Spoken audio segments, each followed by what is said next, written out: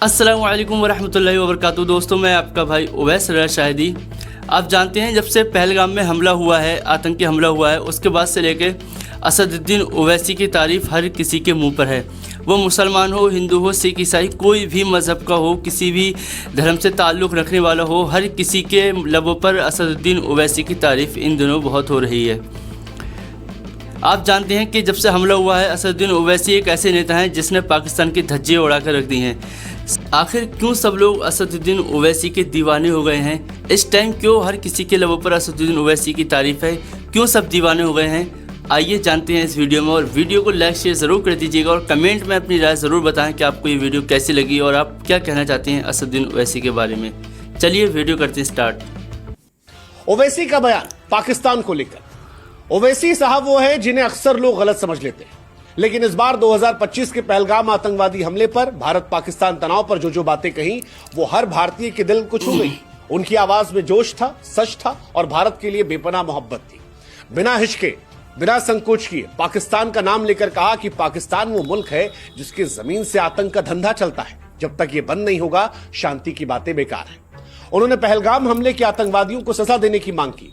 इस बात का भी जिक्र किया कि आतंकवादियों ने धर्म देखकर मारा, पहचान देखकर मारी, और उन आतंकवादियों को ठोकना हमारी जिम्मेदारी है। इस बार ओवैसी ने सरकार के, सेना के कदमों की तारीफ की। कहा, हमारी सेना आतंकवादियों को सही जवाब दे रही है। पाकिस्तान के पाखंड को भी बेनकाब कर दिया। पाकिस्तान ने दरअसल अपने सैन्य ऑपरेशन को बुनियान अल मसरूस नाम दिया था, जो कुरान से लिया गया था। ओवैसी ने इसे झूठ का ढोंग करार दिया। कहा, ये वही लोग हैं जिन्होंने 9/11 हमले के बाद मुसलमानों को अमेरिका में बेचा, पुंछ में मासूमों को मारा, बलूचिस्तान में जुल्म किए। इन्हें इस्लाम की बात करने का कोई भी हक नहीं है। इनकी ये बातें पाकिस्तान की दोहरी नीति को दुनिया के सामने ला रहे हैं। ओवैसी यही नहीं थमे। ओवैसी ने पाकिस्तान की बदहाली पर भी खूब तंज कसा।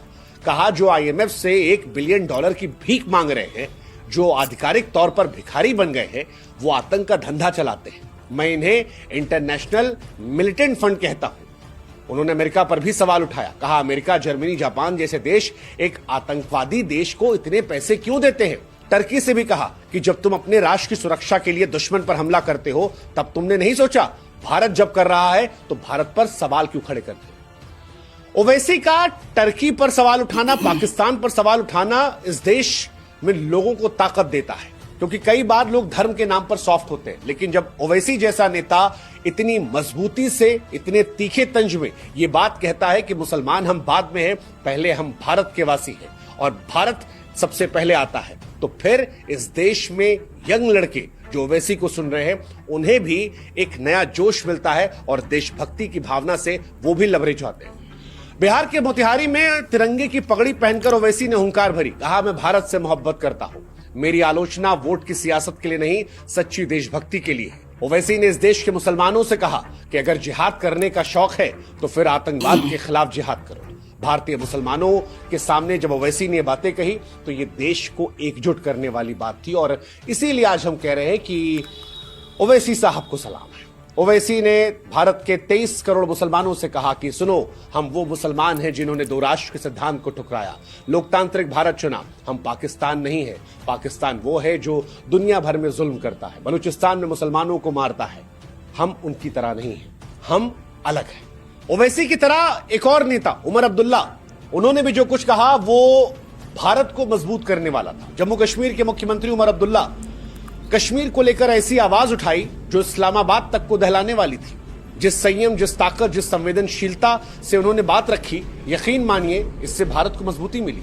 कई बार दुनिया कश्मीर को भारत से अलग करके देखती है। कई बार दुनिया कश्मीर के लोगों की बातों को हाईलाइट करने की कोशिश करती है, और ऐसे में उमर अब्दुल्ला ने जो बातें कही वो भारत को मजबूत कर रही थी, पाकिस्तान को कमजोर कर रही थी।